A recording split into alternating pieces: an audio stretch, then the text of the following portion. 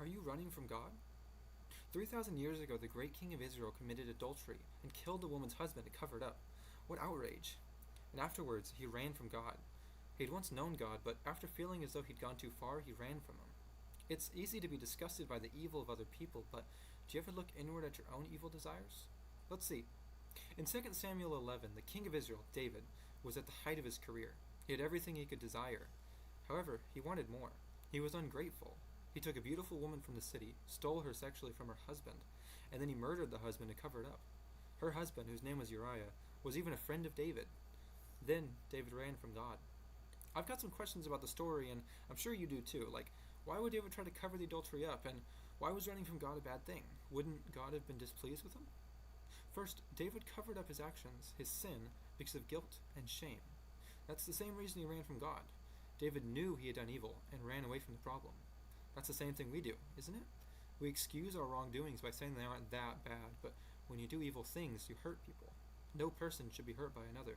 When you realize you are someone who hurts others, regardless of whatever helping you do, a big problem arises. How do we deal with the guilt and shame of hurting people? The second question is, why running from God was bad? David knew he had done evil and ran away from God. When you hurt people, shame and guilt can become unbearable. And when people hurt you as well, the pain can make you turn away from God. Is there any solution to this broken communion? Yes, there is hope.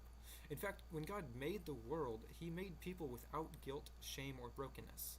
He made people who were only kind and had perfect relationships with one another and with God. However, they eventually chose to go on their own path, which led to destruction. They were removed from God's presence, and now the whole world is full of guilt, shame, and pain. However, God did not intend for this to be the final state of the world. God sent his Son, Jesus, to live a perfect life and die as a substitute for our wrongdoings. His death acts as a payment for the suffering you've caused. Everyone who comes to him for forgiveness will be made to be without guilt or shame. However, those who do not go to him will be left in their shame and guilt. To read more about the life Jesus offers to everyone, read John 3, verses 1 through 21, or check the description.